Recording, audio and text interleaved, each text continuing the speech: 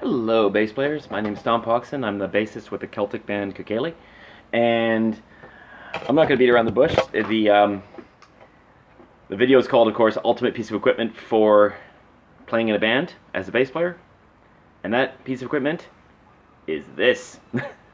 This is a Sony recorder. You can use whatever kind you want. I used to use a Sansa before this. That was a little MP3 recorder, and before that, this. And the basic idea, you can kind of guess where I might be going with this, is recording when you're in a band, or working with anybody. Record what you guys are doing and bring it home. Like on my computer, I have a folder called band, and in that is rehearsals. In that is years. Within 2018 is months. Within the months are days. And so the next one coming up is going to be Thursday the 13th. That's our next rehearsal. And I'm going to be bringing this little guy with me. And before each song, hit record, finish the song, hit stop. There it is. And then you go through rehearsal, bring it home, load it in. I'm really anal. I name them all so I can find whatever song. Like, let's say I'm like, oh yeah, how did Merrimack? I feel like I didn't do that great on Merrimack last week. I can go in and go, oh yeah, I see what happened there. Didn't have any power. And so I can go over it and, maybe find what the mistake was. I can go into that spot. Oh, there it is. Yeah, it's that thing there. Take that bit and then maybe slow it down. There isn't actually a riff like that. I just made that up. But, yeah, focus in on the part that you're having a hard time with. Work on that. But the main thing to me, it's like something they say in acting, which is called going off book, where you have let's say the classic, or my band's also got we got our own book down here. And you go over that, and you're working with that, but you have to get to a point where you're not having that on stage.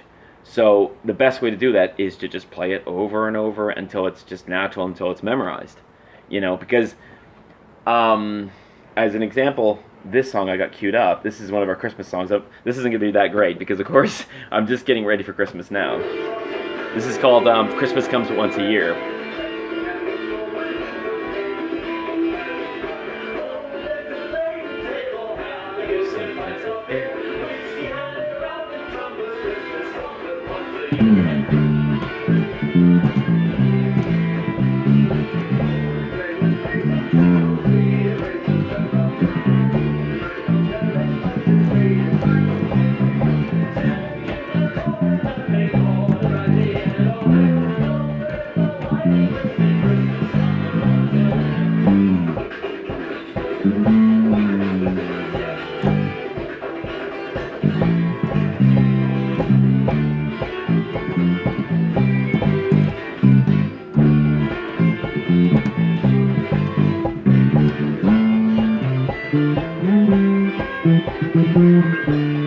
You get the idea.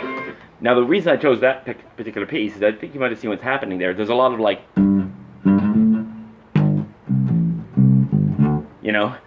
these might happen in your own band as well. Or even if shots like that don't happen, knowing what the key is, knowing when the chords happen, knowing the form, there's a lot of videos, and there's a lot of great stuff out there about how to do,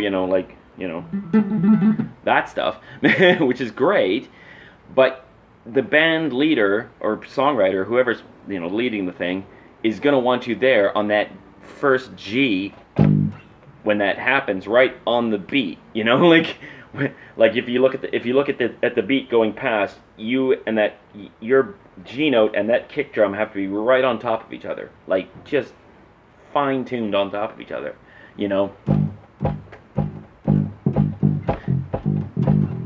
whatever. For that to happen, you need to know, it's like something they say in acting called going off book. So you need to absolutely know and be able to not have to look at a book.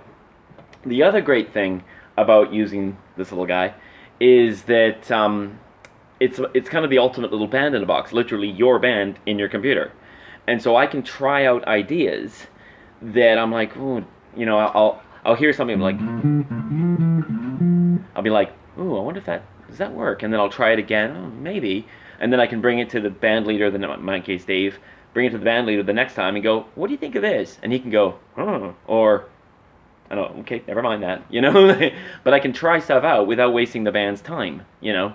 And that way you've honed the material, and when you go to rehearsal, it's just the final polish. It's the putting of everything together. You don't want to be learning the song at rehearsal.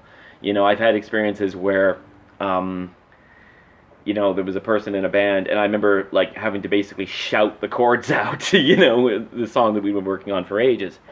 You don't want to be doing that. You don't want to be doing that. Certainly don't want to be doing that live, you know. And so, you know, I think that's because one of the main things, I mean, as I've learned, when you're at home by yourself practicing, like I'm a little bit more nervous because I'm performing to you. But when you're practicing by yourself at home, that's kind of like the best you play. Then you go in rehearsal and things can happen, but it can be a little bit more nerve-wracking. Live is more nerve-wracking. Studio is more nerve-wracking. And the most nerve-wracking is recording live, you know. So you want to make sure that you can do the songs you're doing absolutely just smooth. So when you're doing it in rehearsal with everyone else, then it's like, you know, if you notice somebody walks in, gets a coffee or something, you're not like, oh, you know, you're like, oh yeah, and it's just automatic pilot, you know, oh yeah, and then if it's live, it's even more distracting. Rehearsal, you know, studio is even more so because, of course, you know, it's, you know, stressful. So I kind of veered off there, but you get the idea. So, like I say, if you're in a band, go and get one of these. This one cost me about $80 in London Drugs here in Canada. You can probably find, you know, cheaper MP3 recorders. Your phone can do it. There's some really great apps. There's one, I think it's just called Sound Recorder or something. The only problem I have with that one is it's depending on the phone. Some of them aren't that great when they try to transfer it to computer. That's why these little guys are great. You just basically, it comes with its own little, you know, one of these cables, and you just plug it straight in, and you can, you know, make the whole thing. Or hey, if you have an old tape recorder, by all means, rock the old school. Okay, thanks guys. See ya.